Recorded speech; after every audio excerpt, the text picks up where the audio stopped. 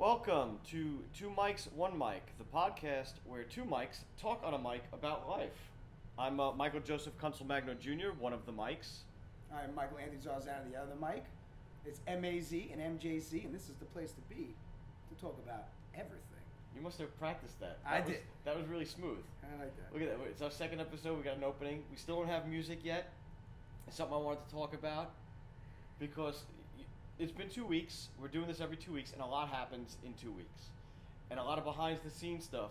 A lot of behind-the-scenes stuff's happened, and me and Mike have had many conversations about how we want to open the On show. your office space. It's very nice. I like it. Michael is pointing to a video. We shoot video as a backup to the podcast. So, Mike, you have to explain to the people. Oh. They're listening. They're not seeing you. All right. Don't worry about it. All right. Yeah. Well, we're setting up a nice studio space for the 2Mic1Mic podcast. So a place to officially work from. It's a work in progress. Yeah. Instead of school basements and Okay. dungeons. But we never been in a dungeon. What dungeon? this could technically be a dungeon. This is a basement, a finished basement full of toys. All I need is one chain, one mandible, That's a freak thing. I'm not talking. a whip, somebody in leather outfits. That's you and your wife's personal problems. I don't want to hear about that. You got to keep it new. Fresh, always. Listen, as a single man, you're gonna learn. You're getting ready to get married. You gotta try to initiate fun in new and exciting ways. You're making it sound unfun. Like, well, it's work. You're making it sound worse than work. To me, work is fun. You're making it sound tedious. No, it's not. It's never. Word of the tedious. way. Word of the day. It's never Mike tedious. just made sex sound tedious. I wasn't talking about sex. This is all the play. Foreplay. The sex is still the same 30 seconds it's always been, and I'm giving myself a lot of credit there. Okay. All right. But like I was saying, a lot of behind the scenes stuff happens, and we're eventually going to get to music. But I wanted to have this conversation with Mike on air. I want an original song, and you want to just grab any instrumental and throw it in the beginning.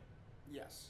Anything. Because I don't care. But why does that add to the show, though? It's just a good way to start. How does it add 30 seconds of music people know? Like, Gets them pumped. Gets me pumped. Just like entrance music. Oh, real quick. That's a good point. I just want to throw a shout out. Daniel Bryan retired this week from that's very good. WWE. One of my favorite workers. Met the guy once, very, very long time ago. And he had to retire because of concussions. Mm-hmm. I know it's not about wrestling, but it was a sad thing. I slightly had a tear because the guy was really good work. He was the fans. I mean, he was a phenomenon, and we don't have many of those anymore. No, not so at wrestling kind of sucks. Yeah. Well, I could count in my life. I loved the Hogan Macho Man era. I loved Stone Cold and The Rock, and I love Daniel Bryan and CM Punk. And it's very hard for me to watch wrestling now without personalities like that. Yeah. They were just something about those guys that really drew you. And it's sad that a guy that was a shorter wrestler, somebody related to 5'8", 5'8", 190 pounds. Guess who's 5'8" and 190 pounds? I would have to say it was Me. somebody in this room. Yeah. So, It was just he had the talent. He was smart, funny on the mic, worked his butt off, and it's sad that has closed the door on his career. Yeah, I agree. So I just wanted to throw a shout out. Anybody that's listening to this, I'm sure he's not listening to, but just want to say thank you, man. Yeah. You gave us some great memories, and one that you'll be in the Hall of Fame, well deserved. But 100%. there's something else I wanted to talk to you about too, because setting up this podcast is very technical. Stuff I wasn't ready for when we first did, because we just sat down and we recorded something, and then I had to figure out how to get a website, how to get the feed up, how to get it to iTunes, set up a Facebook fan page, and I'm trying to understand what is the fan page and what is 2Mikes1Mics and what is Mike Zarzana and Mike Kunsel Magno, because we had an argument about the fan page. You posted some devil guy, somebody that probably isn't that If we're important. going to talk about people, let's talk about it the correct way. Martin Brodeur. Yes. Probably top 3 goalies of all time in hockey. Yes. But I had no idea what that had to do with the show. I'm not done yet. They retired his number. Yes. It was a big thing. It was in every paper. It was news. Michael did not know this. So I understand that. But on the Facebook page, if there's something I want to talk about, since we're only going to see yous or talk to yous every 2 weeks. Talk to you every 2 weeks. I'd almost like to have it out there so you maybe know what's coming up, or might see where I'm coming from, because me and Mike are 2 different people. Yes. So we'll probably never post the same things, rarely. Yeah. But it's just a way to keep us in touch with you guys, knowing what we're thinking, what we're feeling. so you can get in touch. I cannot find it. Yeah, but to me it was like, and the Facebook fan page is facebook.com/2Mic1Mic. Very easy to get to. MIKE1MIC. But I thought you were just like excited. We had a fan page. It was our thing. Let me just post something I'm interested on. And I was like, I was like, Mike, this isn't a fucking dumping ground for your personal likes and dislikes. And it caused quite of a stir. And I'm not going to try to recreate that here. What is this? Yes. All right, again, they can't see it. All right, very good. Daniel Bryan's music. Continue. One day we're going to have a producer that'll cue that stuff up at the right point, because that was like a whole segment ago. We're like way, like in radio world, we're like a marathon away from when we talked about Daniel Bryan. You're only going to see this on the YouTube page, so... And the YouTube page is Great Council Entertainment at YouTube. But say that again. I'm sorry. Great Council Entertainment at YouTube is the YouTube page. All these things will be linked onto the Facebook page, and all these and if you're listening through iTunes, this is just us promoting ourselves. We are promotion jackasses, but we'll calm that down once we actually get people to go to these places. Yes. Yeah, more than just mom, which is appreciated. But we did all right. It's a running joke for him. We did all right. We got around 39 to 40 downloads. All right. Over 100 listens. So and you had a stranger contact you. And I had a stranger, not a friend, not a family member, not somebody that knows you, not somebody that knows me. Somebody found the show, wrote us a nice email about the show, because we talked about building a community. Somebody who was like, "Hey, I'm interested to do things when you guys are ready to do things." So she was an actress, but somebody we didn't know. So she found her way to the show, which is exciting. So it's she's trying to attach herself already. Yeah, we're not even famous yet. Listen, but we're good looking, and that goes a long way. It does go a long way. Like my beard? Yeah. We also had hangers on. We had some friends ask if they could be on the show. And I have a little bit of nitpick about that. Because I asked them if they've listened to the show. Did you? Yeah. Who? I don't want to mention names right now. What's the difference? Who cares? They know who they are.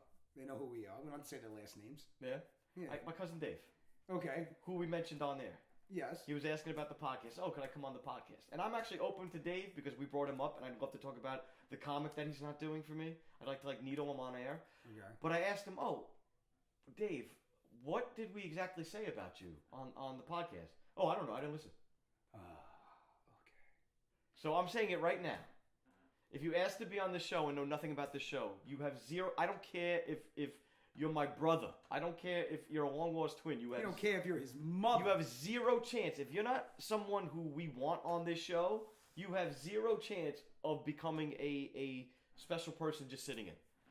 I agree. Now, that doesn't account for, guests we have to go for. I'm really trying to get Method Man to be a guest. That's different. Yes. Or if we have friends that actually are doing things, that are doers, not dreamers. Like if we have friends that are doing other podcasts, or we have friends that are artists and are trying to get themselves out there, we will have them on guests to sell and ask them questions and get into it.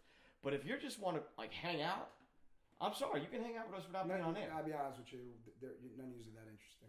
No. To be quite honest with you. If they were that interesting. Some are. Some are funny. Some have funny voices. Yeah. But I don't think they have the longevity to go every other week. I don't even like them spend this much time talking about them, to be honest with you. Yeah. I really don't. Because honestly, when the time comes they want on, there's a reason for them to be here. We put them on.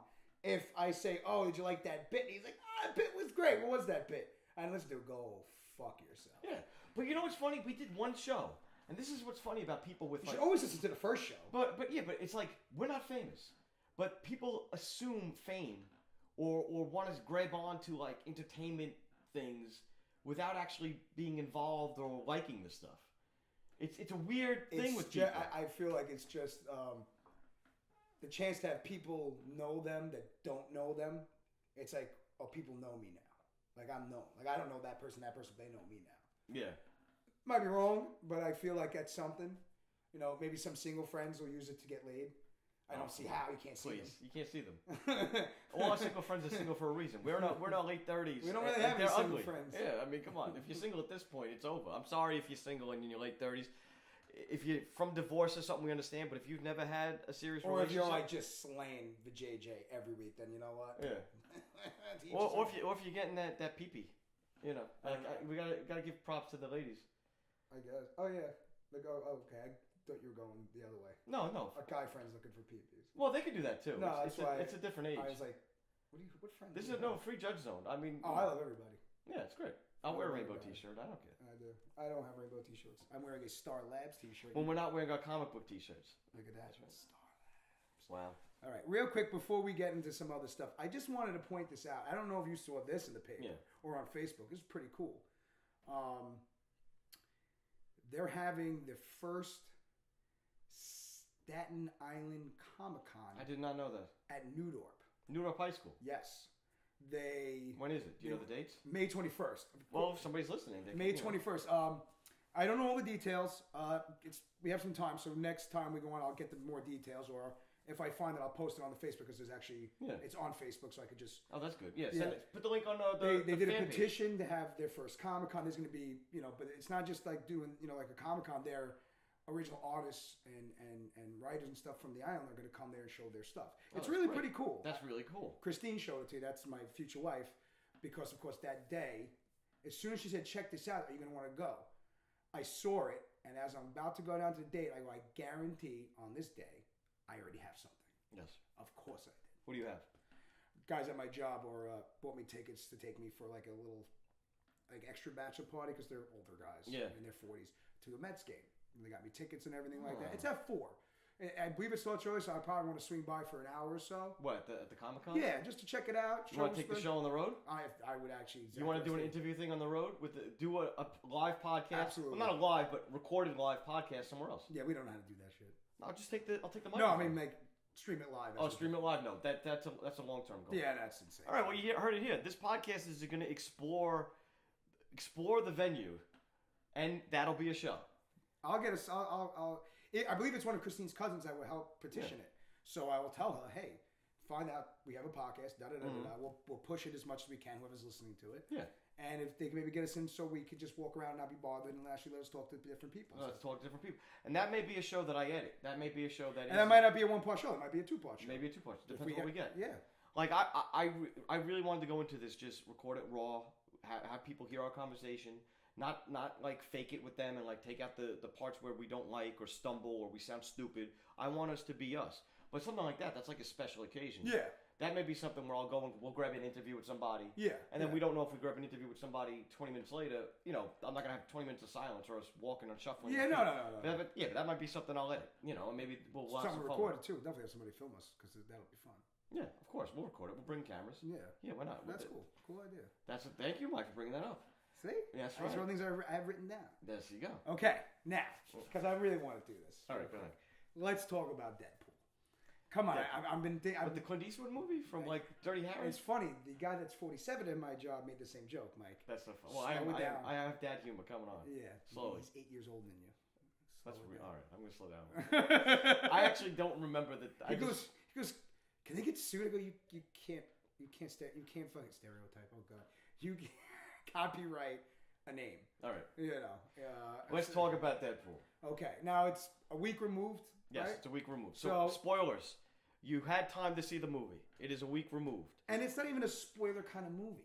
No. The movie's about Deadpool. Yes. The character and what he does. That's what it's about. You've seen enough of these commercials to know Colossus is in it, and Negasonic Teenage Warhead's in it, and the two bad guys, the bald guy and the chick. So, what's her name? Gina what? Gina Carano. So there it is. Yeah. Like, there's jokes. We won't give away the jokes. But that's it. I have to say, I was excited going in. Yeah. I know you didn't have high expectations, with no expectations. I had not like through the roof expectations. Okay. But I had decent, this should be good. Like, I read the script online when they leaked it. Mm-hmm. And I don't read. No. So I read the script online. And I can remember a few things they changed slightly, but nothing crazy. They kept the stuff I knew they were going to keep. So it was really good. Now, a day before I went to see it, I read a few reviews. I don't like to do that. I don't like to read reviews before I see a movie, because I don't want it to, especially a movie I want to see, because I don't want it subconsciously coloring my viewpoint of the movie. I love reading reviews after the movie and seeing what dipshits have to say about it, because sometimes I'll like a movie and I'll read reviews that they didn't like, and it'll blow my mind how much they missed the point of what they went to see. Well, here's the thing. When I look at the reviews, I only go to a few websites that I listen. Like, I will actually... But I'll read, like, they have a little, like, a tiny little paragraph of just, like, an overall feeling. Mm-hmm. And then it'll go, like, this long. It'll go, like, 6 paragraphs. I only go to the end when they have their stars, their skulls, to get... Because these guys are usually on par with me. Yeah. You know? Well, so you'll go to websites like that. JoeBlow.com or comicmovie.com. So websites that are designed for the movie you want to see. Yes. Yeah. Well, JoeBlow's for movies. Okay. So, but when they go into the movie, not, putting it up against another movie like, The Color Purple. I don't know where to pull that. Yeah, but here's the thing. Like, I don't understand reviewers because if I'm going to a steakhouse, right? Yeah. I'm expecting a steak. I don't go into McDonald's expecting a steak. Exactly. You know what I mean?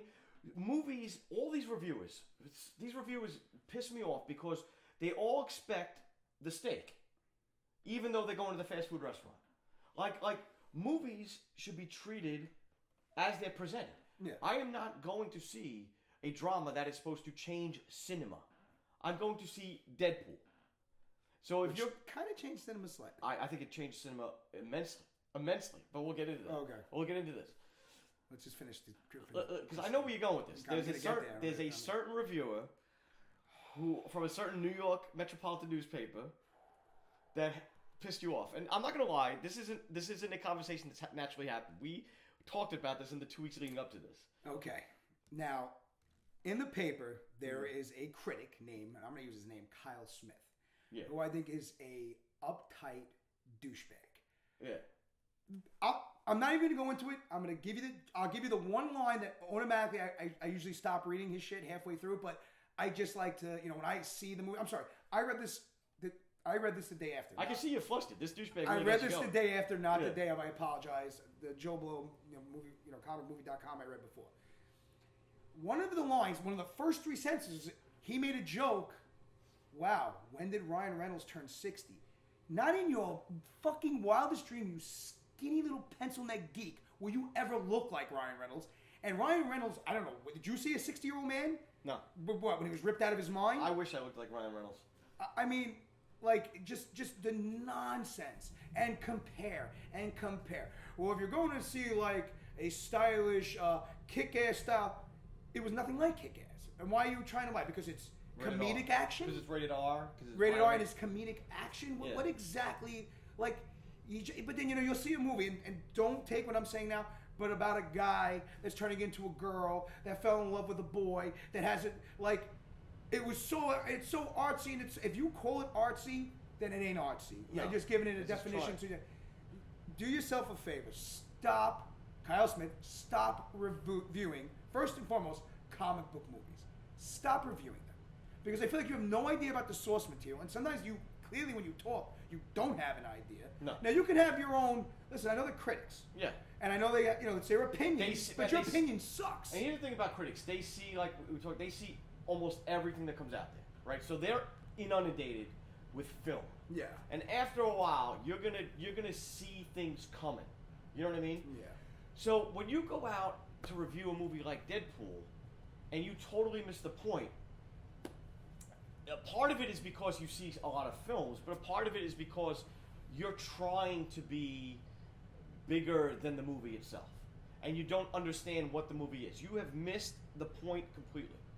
Deadpool is the first major motion picture that is a fan film. Yes. We used to only get interpretations this close by guys running around doing it themselves for nothing. Actual fan films. Actually fan films. And the movies have gotten to the point, and Deadpool is the kicker, even more than the Marvel movies. Deadpool is the first movie that was as faithful to the source material as a fan film. I got into it with a guy at work that said, I saw Deadpool, it was great because it's a farce. They're totally making fun of Marvel. And I shut the guy down. I said, well, you're showing your ignorance.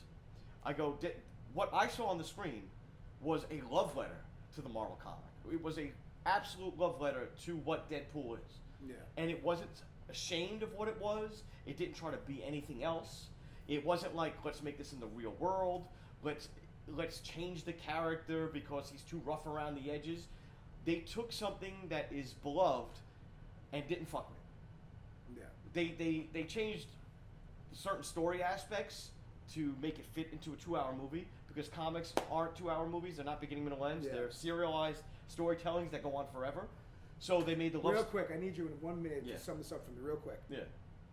Deadpool's actual origin. Yes. No. Weapon X. Okay. Was he born with that mutant power of healing, or he wasn't born with that mutant power? He was a mutant. What was his mutant ability? His mutant, he had a low grade healing factor.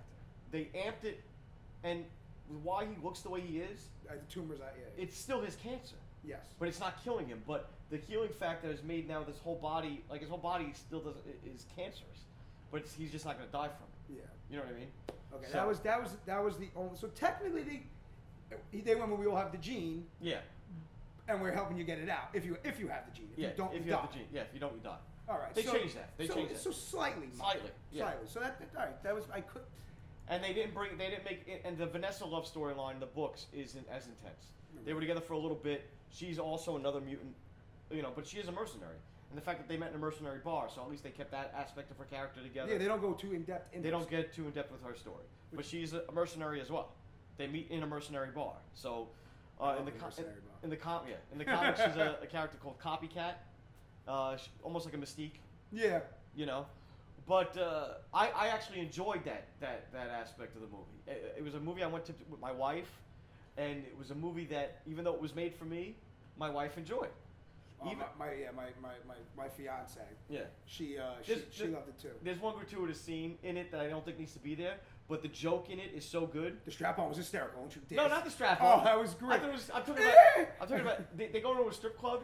Could have cut that out. They could have cut that out, except for the surprise Stanley. Having Stan Lee be an announcer at a strip club was worth.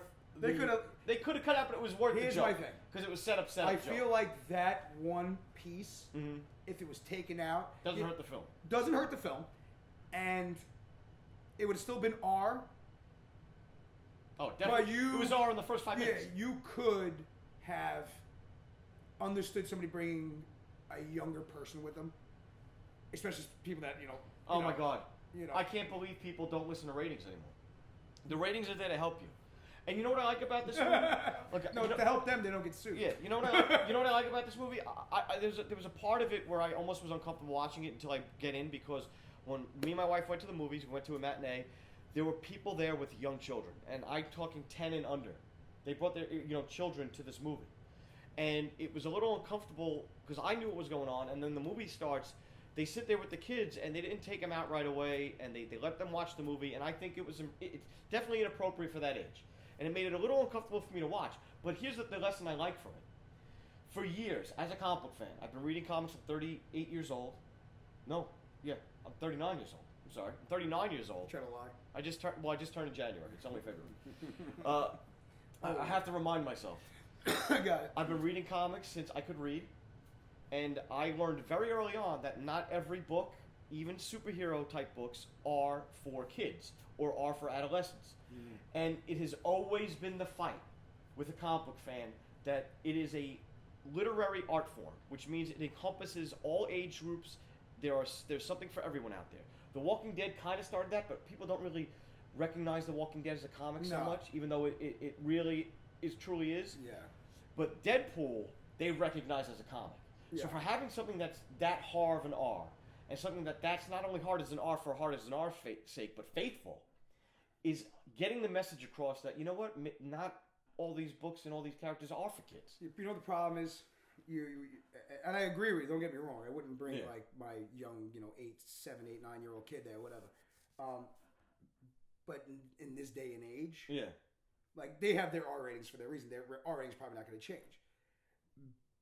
But is that stuff shocking to a 10-year-old now?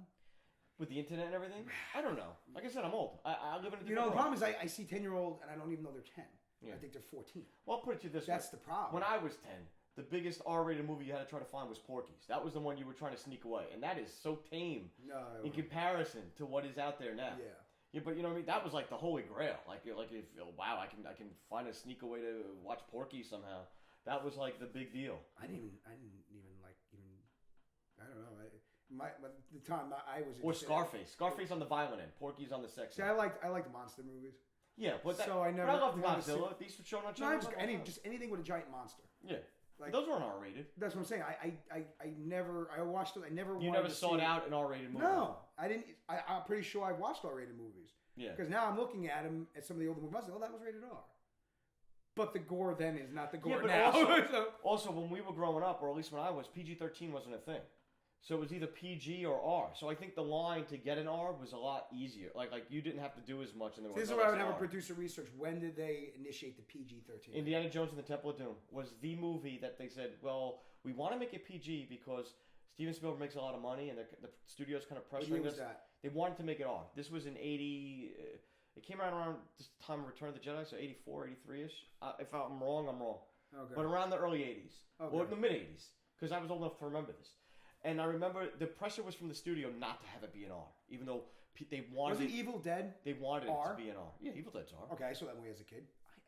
Yeah, but you didn't know. But it's like, think about that now. American Werewolf in London. I saw that as a kid. Yeah, I saw that as a kid. That scared me. That was scary. That was bad.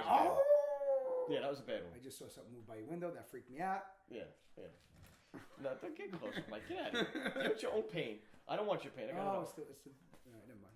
But yeah, but like back to Deadpool with the R stuff, and I understand there's a confusion with the character because in the books he's actually a member of the Avengers now.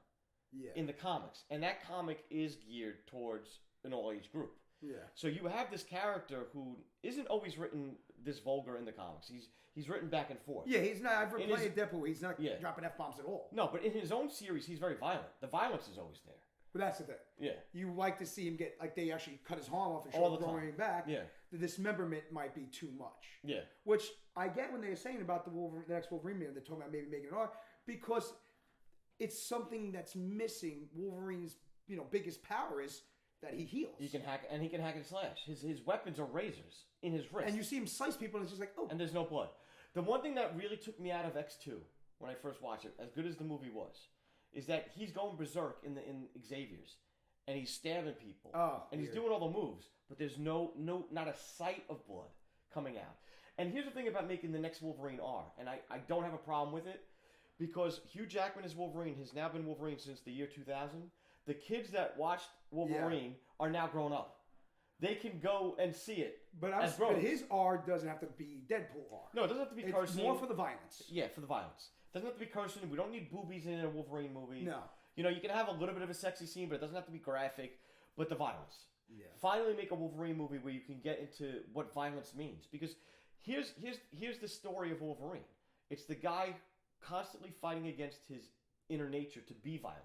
He's a guy that doesn't want to be violent, but can't help but be violent. His mutant power is not adamantium. He got that later. Yeah. He had his healing factor and his senses. The smells, the hearing. He's constantly fighting against his animalistic nature. He's animalistic. Thus, in the comics, he's more hairy. He's got little fangy teeth, little canines. He's shorter. Yeah, he's 5'3". Yeah, he's a brick. He's a little beast. That's what he is. Not the beast, a beast. A beast. So, but yeah, Deadpool. So Deadpool really loved it. Loved Deadpool. Kyle Smith, go fuck yourself. Yeah. You know what? I'm happy because we mentioned this on the last thing. I'm happy this made money. Because I thought it was going to be just a little niche film. I didn't think a lot of people would go to see it. Because for some reason Ryan Reynolds didn't have this aura of being, even though I've always been in his corner. Band roles. I like Ryan Reynolds movies. I like. I never met the guy. I haven't worked with the guy. I haven't seen him. But I'm a fan of the guy, just like Affleck. We're fans of Affleck, and people like to shit on Affleck for whatever reason. They only shitting on Affleck from the old Affleck stuff, which you could have shitted on him on some stuff he did back then. Yeah. Some stuff he should have just said no. But this Affleck now is you can't even. Listen, ever since The Town. If you say something wrong about Affleck, you just don't like film. No, you can't be taken seriously. And anything you put him in now, he's yeah. Argo, The Town, freaking Gone Girl. The guy's on a hot streak. It's amazing. And the new Batman vs Superman trailer. Not only is he on a hot streak. Batman with Superman in it? Yeah. Okay. Not only is he on a hot streak, but finally we got a Batman that can move. He's not in the suit of armor. He can actually move like Batman's supposed to move. Ninjutsu and kicking ass and moving. It was phenomenal. They said final trail, let's just give you Batman. Just in case. Yeah. Because I like Superman, but he's a boy Scout's little boy. I think that's unfair. I think that's unfair. Yeah, I think that's unfair. Listen, it's like anything else. So you know why the Hulk is more interesting than Superman, even though they're both strong? Because he's right. Bruce Banner. That's why. Yeah. It's a human fighting this rage in his body that he doesn't want to come out because he can't always control it. Superman's just strong. Yeah, but here's the thing about Superman. I think why he matters even more today. He's why too strong. No, but why he's interesting. Forget his powers. Forget his powers. This is why Superman. Why Superman actually has the hardest struggle out of anyone in this day and age. No one wants people to do the right thing. No one. Everybody wants to see somebody give into their darkness, be the tough ass, be the super cool. He is always striving to be the good guy. Always. And in today's world, that doesn't work. How come it doesn't? How come I don't get it? How come people don't get the same thing off Captain America? He's the same character. Yeah. And you know what? You're right. We don't get that off him? You're right. Listen, I can concede. You're right. You shut me down. All right. Because Captain America is cool. And he is Superman. a boy. And it's the same thing. He's an Eagle Scout. Language. But he's Captain America. That's right. And not even that he's just Captain America, but it's just he's slightly vulnerable. You know, with Kryptonite, he's vulnerable. But at the end of the day, sometimes anybody too powerful just it's how can it can get boring. It can get boring. Like Kryptonite. You know, eventually he's gonna get mad and not hold back. He's always holding back. He always says he's holding back, and then when he doesn't hold back, you know what's interesting? They did in the comics. They depowered him, and it's been like a year now, where he doesn't have heat vision anymore. He actually is not invulnerable anymore. He can't fly anymore. They took him back to his first appearance power levels, and I'm talking like 1936 Action Comics #1. He just leaps. He's strong. Like the movie they wanted to make with But it's been interesting, and he gave himself a haircut like yours, like really short, close cropped, and everybody knows Clark Kent is Superman. So he's Superboy. Pretty much. They're really running out of ideas.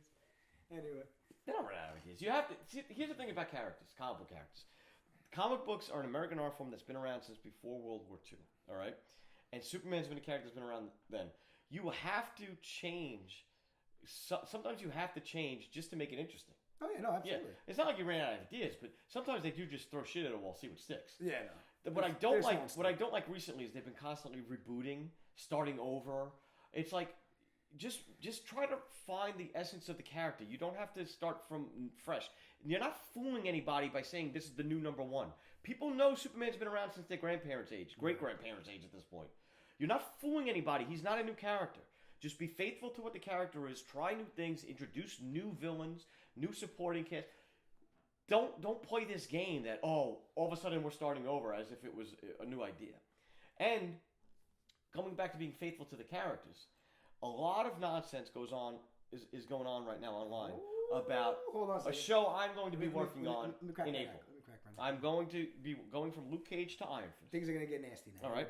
They have cast an Iron Fist. They have cast a traditional character for Iron Fist. And when I say traditional character for Iron Fist is a white, blonde-haired, blue-eyed male, Caucasian male, who is in a kung fu superhero setting. All right? Now, outsider. He is this for a reason. In his book, in his storyline, Iron Fist storyline, his very rich father was obsessed with finding a mystical Tibetan city, to the point that he went on a quest. I'm simplifying this down, even though it doesn't sound that simple. He went on a quest to find this city, and in doing so, he got himself and his wife killed, leaving his very young son alive in the mountains of Tibet. Danny Rand, who's the character of Iron Fist, was found by the inhabitants of the city and raised. They took him in and raised him as an outsider. So him being a white person in a Tibetan city, Caucasian person in a Tibetan city, as being an outsider goes to the core of him feeling alone and isolated, never feeling like he belongs. Now what happens is in this city is he's trained by their champion, the Thunderer. And the Thunderer has a son. And the Iron Fist is an honorary title for the protector of Kunlun. It's a very great honor. In it, you have to fight a dragon, a literal dragon. You have to best a dragon to become the champion. It happens once every 20 years, 10 years. I forget the thing. 10 years, that's it? Yeah. So basically, to cut the story short, this white kid outsider becomes the Iron Fist. He beats the dragon. So there's a jealousy issue now involved with the kid he grew up with, who was the guy he trained with, son, who now not only hates him because he took what was supposed to be his, hates him because he's an outsider. It's a real reverse racism type thing of who is this white guy to come in and like in the remake of Karate usurp Kid. Our traditions and become this person. Yeah, like the remake of the Karate Kid. Yeah. Exactly, good point. Black kid in China who gets trained. Exactly. I mean, that's an outsider. It is. In that culture, that's an outsider. But the point of all this is, we have people that are not comic book fans. You have people that are reacting to the news that a white person was cast as a kung fu superhero, and they're saying, well, that's racist because they know nothing about the character, and they just assume that a kung fu superhero should be Asian. See, you're getting so aggressive that they gave it a shot. They tried to, they auditioned Asians, Asian Americans, Asian whatever, Chinese, Japanese, whatever, for the character. They gave it a shot. They clearly didn't like what they saw, and they decided to go with what the character's original ethnicity was. And people, of course, have to complain about something, and they went on this big uproar online talking about, they don't give Asian Americans. Like now we know Hollywood hates Asian Americans. Hollywood hates everybody except for straight up Caucasian, which I don't know if that's Irish or Italian or whatever, but straight up. That's a whole other story. Yeah. But no, it's all the same thing. They anytime there's something like this, they want to jump on it. Like, oh, why don't you give an Asian actor a chance? Because the character is not fucking Asian. But here's the thing: there's good supporting characters that he's around. The guy that took him in. The main villain, that don't count. The guy that trained him, that don't count. The whole city, that don't count. And the fact that it's in a fish out of water, because even when he gets back to New York, he's so much like them. But because he doesn't know how to be. He doesn't even know how to be a white person. Main character. Yeah, it doesn't count to them. Yeah, everybody on the damn film for the first hour is going to be Asian. Yeah, film, when I talk about series, whatever, episodes of Asian people, but not the character that was white. That they wouldn't be allowed to change Asian because an Asian. In an Asian village, he wasn't born there. But here's the thing. I don't necessarily disagree with exploring other options if the actor matches the role. Yeah. Because this has happened. Nick Fury, badass character based off of, when he was created, based off of Frank Sinatra. All right? But Frank Sinatra isn't the idea of a cool older man anymore. No. You know who the idea of a cool older man is now? Sam Jackson. Sam Jackson's a bad mother effer. So I don't mind that Sam Jackson, the bad mother effer, was playing a character who was designed to be a bad mother effer. Yeah. I don't mind the fact that there's rumor that Idris Elba is going to play the gunslinger Roland Deschain in the Dark Tower series. I don't know if you read the Dark Tower, Stephen King books. Now, originally written when Stephen King was 19, so his idea of a lone gunslinger is a Clint Eastwood type. Yeah. But you know what? Idris Elba has gravitas as an actor. Yes. Right? So if you have actors that have gravitas and fit a role and can carry a role, that's great. But if you want to just take a character, say character A, and just change them to look like character B without the discussion of, well, who's the right actor to play this person, then there's something wrong with that discussion. There's something wrong with that discussion. I get what you're saying. It's still to me, like I said, if it's a lower level character, not a popular character, something like that, and they want to switch around and maybe only diehard fans would know. Like Baron Mordo is being played by the guy from 12 Years a Slave. Yes. And Baron Mordo was supposed to be an Asian character. Yeah, exactly. So but he's a good actor. Yeah, so the guy's a good actor. It's not a big deal. But when you try to take a character, I'm just going to use Batman. Yeah. You cannot. I don't care what actor out there, Asian, black, Spanish, it doesn't matter. You cannot play Bruce Wayne. Bruce Wayne is a Caucasian male. Yeah. He's been in it for so long. I'm sorry, leave it the fuck alone and make your own. Wait a minute, Black Panther, and they're making it. Listen, sometimes I feel like there are plenty of characters that are African American or Asian, whatever, but they don't want to fucking use those characters. Why? Because they're not established. You're too lazy to bring a character. Well, he's not established. Well, Jessica Jones wasn't established, so it shows if they put the time and effort into it. She was just a chick that played they can make. No, but I'm saying they can make these characters what they want. Yeah, if they wanted to do Shang-Chi, who's another superhero, martial arts superhero in the Marvel Universe, they could have did a Shang-Chi movie, and Shang-Chi is directly like a Bruce Lee type. No. His storyline is that he rebelled. His father was growing up as a villain. His father's a Doctor Doom type. Yeah. But an Asian Doctor Doom type who has an army of almost like if the League of Shadows, if Ra's al Ghul had a son who decided to become a hero, so it's this man versus his father's evil empire. Yeah. I think that's a fairly interesting story. Cool. I'm sure that's. I feel like I've seen that movie for some reason. Well, there's also a thing from the 70s. Yeah. But you're right. There are characters they could explore. Yes. And if they just need it out there. But my theory was if the conversation is not about is this a good actor, then there's something wrong with you. You know what I mean? If your conversation is, well, they should do this just because they need this type of face on the character, then you're judging a character by the color of his skin instead of the story they're in. Exactly. And that is racist on you. And they're saying how, it's racist or it's not right. Or they give an Asian actor a chance. You want an Asian character to star in a kung fu movie. Well, that's pretty racist. Because it's so, I feel like they wanted to say, like, well, it's all kung fu, so why not just give it to an Asian so we have an Asian character? Yeah. So you want to make the Asian the lead only because it's a kung fu movie. That's not stereotypical. Okay. Yeah. All right. Honestly, I think everybody stop being a bitch. Yeah. And stop crying and this, that, and the other Here's thing. something that gets me too, right? We keep saying Asian because I'm only on the Asian thing right now. But we're drilled to say Asian because it's the political correct thing to say. Well, I don't know if he But was honestly, if they hired a Russian guy, or German. No. If they hired a Russian guy, they would have their Asian American actor. Russia's in Asia. True. Only problem is that if they found him as a child, he might have the accent. I'm joking, but seriously. here I'm just trying to say a larger issue about how we talk about race and how disingenuous it is. Well, yeah. Because we keep saying Caucasian, right?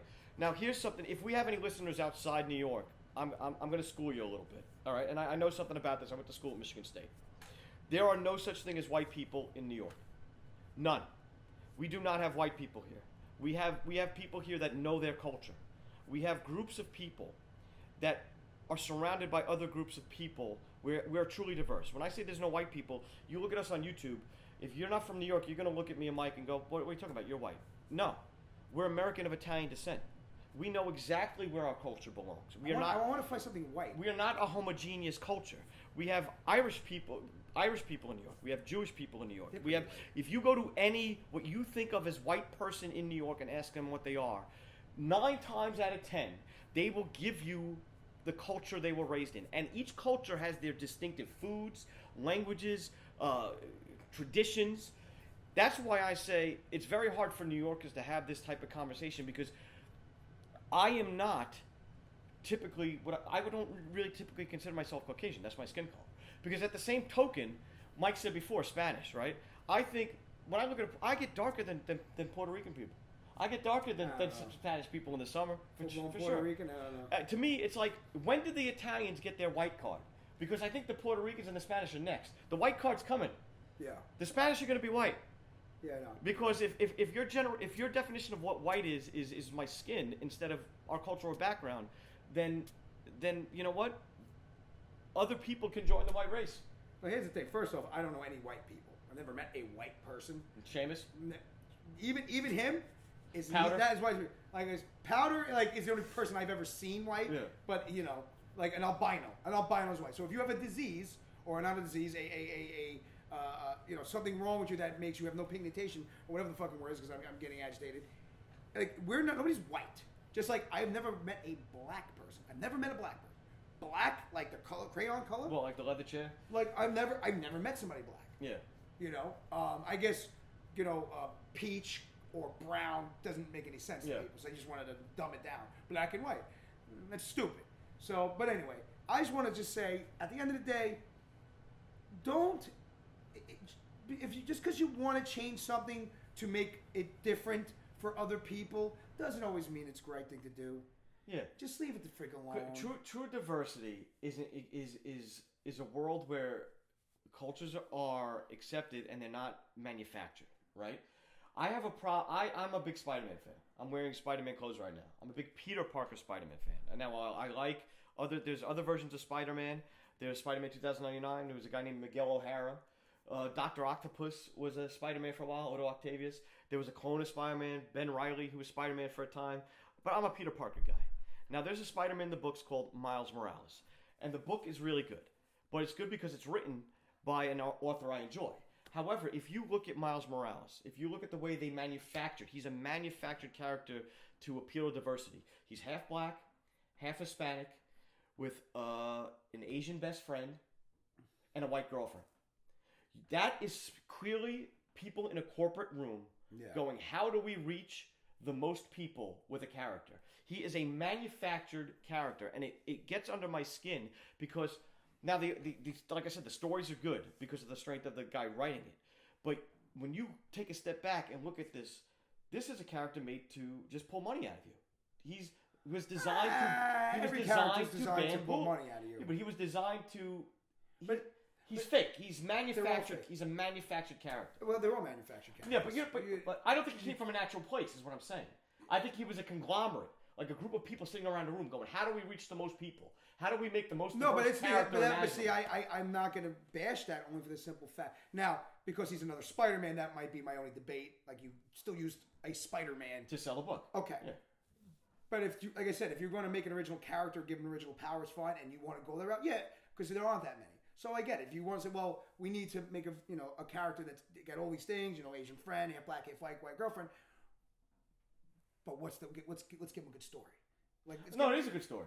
No. I'm saying that his story is he's Spider-Man though. Yeah. At the end of the day, his name is Spider-Man. Yeah, it's still a derivative. You're borrowing it from another person. Yeah. But here's the thing: comics have done that for a while, right? There's Supergirl, there's Crypto the Super Dog, there's Bibbo the Super Chimp.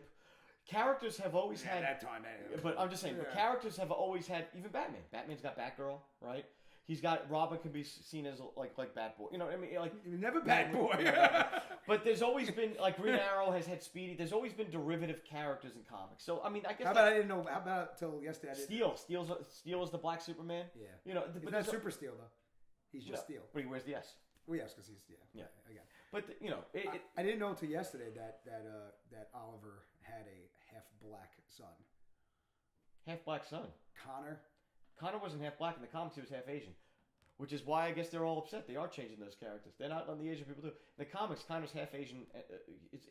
We agree. He was half Asian, half white, half black, half Asian, or half Asian. What, no, like Tiger Woods? His mother was half black, half Asian, and he was white. Oliver's white. Wow. I checked it. I looked at it. Really? Yeah. I didn't know that much about Green Arrow. Yeah, but Connor's great. Connor Hawke was, for a time, Connor Hawke. For a time, they actually killed Oliver in the books, and Connor was actually the star of the books. This was before they did another reboot. We are losing people on this. They don't know comics, but that's yeah. But yeah, no. Listen, like I said, the characters have been around, and a lot of people don't know about Green Arrow. He's a really old character. Yeah. He was created in the 40s. He was around during World War II in the books, so he has a long history of a lot of crazy shit happening. Because after time, writers just go, what are we going to do? Oh, let's kill him. Well, we have to have Green Arrow in the book. What are we going to do? He had a son nobody knew about. Let's put him in the book. You know what I mean? It's really easy to get away with. Well, they are soap operas. I mean, they come out every month, and they got to keep going. So it's crazy. I always felt like I felt like, and I was thinking about this. I was going through some of my comics looking. You know what would have been great? If they wrote a character story arc and just took time off from the character. Didn't put him in anything. Like, give him like seasons. You know what I'm saying? Like seasons? Well, independent books tend to do that. Yeah. There was a book called Cerebus where this guy named Dave Sims said, I'm going to do 300 issues of a book. That's it. And from issue 1 to 300, I'm going to start with his birth. And when we get to issue 300, I'm going to kill him. And he did it. It took him, I think, like 10 years or so. That's great. But he did it. It was an independent book. It wasn't by Marvel or DC. Yeah. And it was an aardvark. He was originally like a Conan type character, but an aardvark. And eventually, wait, what do you mean an aardvark? Like the animal? Yeah, Cerebus the aardvark. Wait, what? Yeah. It was about an aardvark. Yeah, with a sword. Huh. No, but it was. But he did. It's not. I liked the beginning when you told me about it, but it was about an aardvark. Yeah. But there's some guys that have done that, and graphic novel formats. Are designed to tell just complete stories. So this podcast is just all comic heavy. Well, we started with Deadpool. We started in film, and we just naturally went this way. We started talking about shit we've been talking about this week. The Iron Fist thing, which led to this. And then we led to a discussion about race. And I don't think we'd say anything that offends people. If you got offended, you're looking to get offended. We're just honestly talking about our opinions. We are fun-loving guys. We love everybody. We're open to everybody. We have, Can I tell you a funny story? I'm not gonna tell you I have this type of friend because that's like the most racist thing you could say. But I've never turned anybody away from a friendship. Can I tell you? I have. Yeah. If they're willing to be good, can I tell you? Dick me over. I want to tell you a funny story. Yeah. About 4 years ago, I'm home alone. Okay. And I'm watching. What was it? No. Tanker Girl. It has nothing to do with my story, but I was watching Tank Girl. Tank Girl, not whatever. The movie sucked my balls. Anyway, who cares? Or Petty, right? Yeah, it was terrible. The 90s. Ruse. That was a comic book movie too. Yeah, it was terrible, horrible piece of shit. I didn't like the comics either. I bought like 2 of them. No, I didn't enjoy them. So I'm watching this movie. I wasn't feeling very good, and was Ice Cube was one of the kangaroos in the movie? Was it? I don't. No, Ice T. Ice Cube. I haven't seen it since the 90s. Ice T. Ice was enough for me. Was one of the kangaroos. It was like Schindler's List. I don't want to see that again. So I'm not feeling good. I'm watching. I'm like, is that Ice T? And I'm alone now. So I'm alone. My cat's, you know what I think of this movie? And I get up to fart. And I sharted myself. Now. No, I did. Here's the thing. I had a beige couch. And I got up and I looked at the couch and there was a brown spot. Okay. You're like, where's the story coming? I'm going to get to the end of the story. Take it over with your couch? No. I got up. I'm alone now. There's nobody here. Nobody knew about it. Nobody ever knew about it. And I actually felt embarrassed. Like, I was embarrassed. Like, nobody around. I'm just like, I can't believe I just shit myself. You disgusted yourself. Like, I actually, like, that's how, like, I was so upset. Like, I went into the bathroom, did my thing. Yeah, because normally you control that by the time you're 5. No, you can't. No. Shots are shots. You have no control of that whatsoever when it happens. I mean, it's a rarity. It doesn't happen a lot. But listen, I've had some things happen in my life, and it's disgusting. Okay, as I came out of the bathroom, I had to clean the couch. I sat down. I finished watching that movie. Wow. Yeah, I did. I finished watching the movie, and I was like, you shit yourself, and you still watched it. Still not as embarrassing as Ice-T in a kangaroo costume. That's it. Yeah. That's funny. Yeah. Who told you weren't funny? That's funny. Oh, I'm funny. Clearly, everything I'm going to have some kind of shit joke or shit story. I have a lot of them. I have irritable bowel syndrome. No, you don't. You don't have IBS. That's not a joke about. No, I'm not serious. I believe I won't get. I was going to get the test, and I just said fuck it. They got to do surgery for that. Nah, they gotta snip your colon. No. That's an extreme case. Yeah. Like when Brock Lesnar had it. Yeah. That is an extreme case. Yeah. You can have a very, very, very slight case of it where you can't eat a lot of crap too much. But here's the thing: you're 34, right? Yes, I am. You should start getting colonoscopy soon. Nah. No, listen. My mother's life was saved by colonoscopy. I started getting them because there's cancer in the family. There's nothing wrong. They knock you out. It's not like I'm not talking about a prostate exam where they slap the glove on. They can do that all day. I don't bother. But if you think you're having stomach issues, you should get your colon checked out. I've been having stomach issues since I'm freaking 10. Yeah, but you should get it checked out. You could have pockets and like my brother Chris has pockets and he can't eat seeds because they'll fill up. And something simple as that changed him from constantly getting like stomach pains and going to the bathroom because he found out about it. Just find out. No, it's not necessary. I just get gas a lot. I know what that's from. That's from not eating right. When I don't eat right, I'm more gassy. Guess where I get the most gas from? Broccoli. Vegetables. Yeah, they're designed that way. And guess what? Healthy, right? Vegetables are healthy, right? Yes. You need vegetables. So there you go. There goes your fucking argument. I don't eat right. Oh, I don't get gas from McDonald's. You want to know what I don't get sick from? McDonald's, Burger King, Wendy's.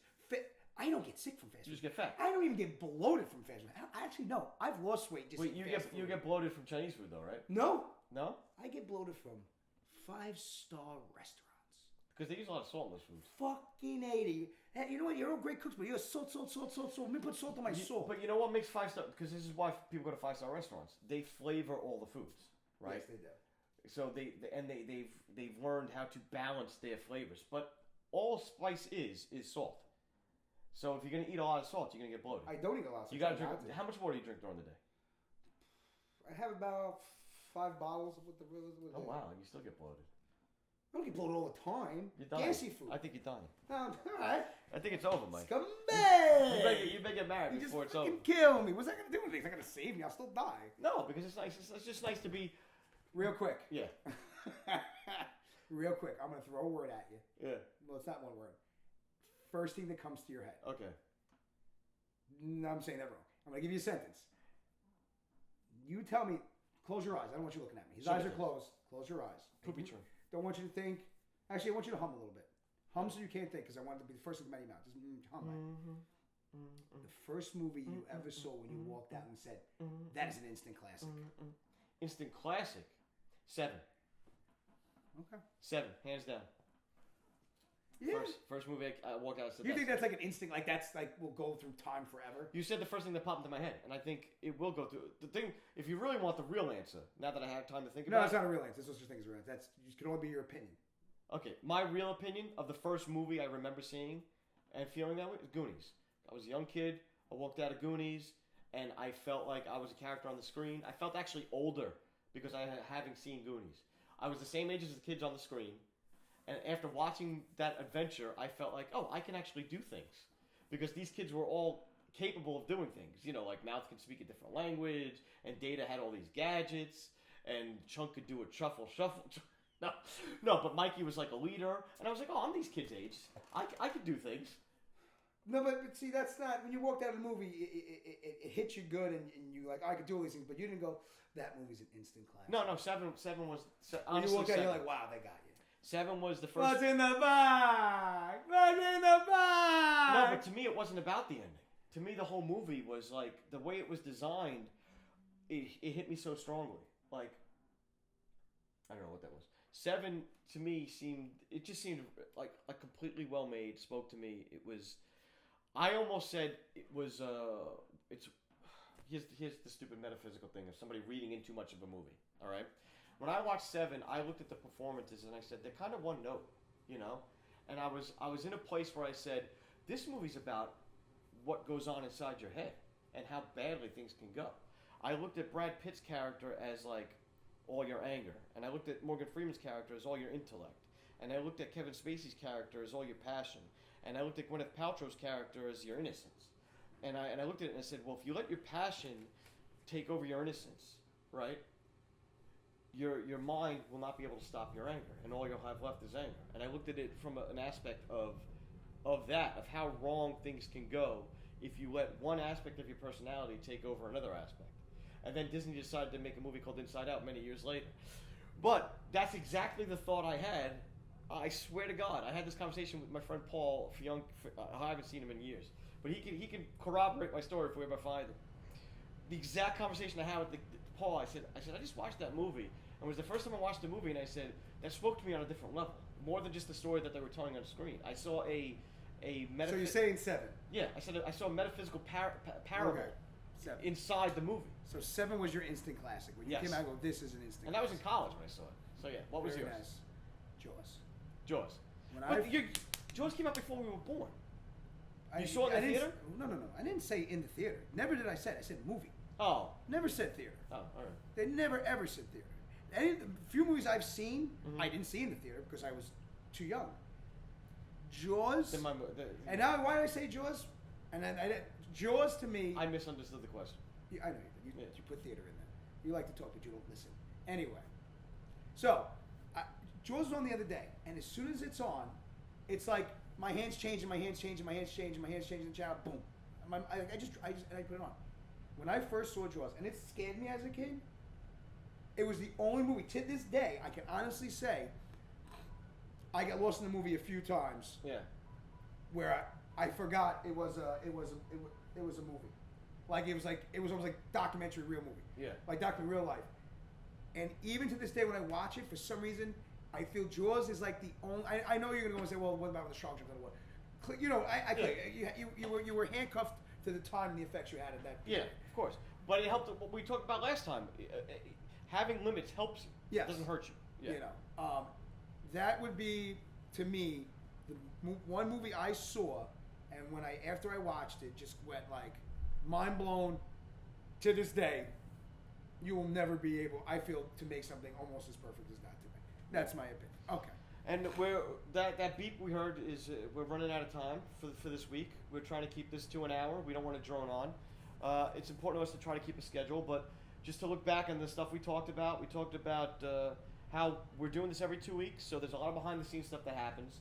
And we're not going to lie to you guys and try to recreate fights, but we'll bring up some of the stuff we talk about. We both saw Deadpool, high ratings. We think we actually think it changes the landscape of comic book films and maybe films in general going forward, at least for a short period of time. And I want to fist fight Kyle Smith. So Kyle Smith, if you hear this, I straight up will fight you. That's right. I hate your face. I hate your stupid little picture on the bottom of your friggin' articles.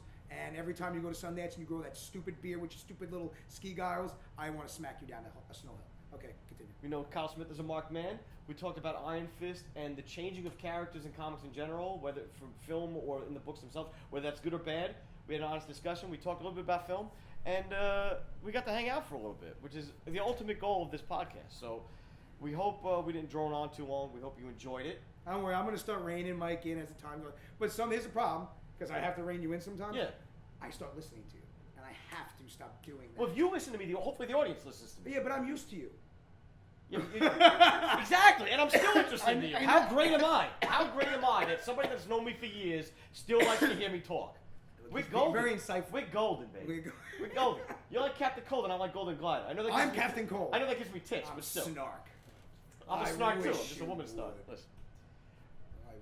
We're gonna get into more of this, of what characters me and Mike are going forward. All right. We'll see you guys in 2 weeks. Until then, have a good one. Right. I'm signing off. I got my sign off. Oh, we practiced the sign off. This is MJC. That's MJC. I'm MC. You fucked me up now.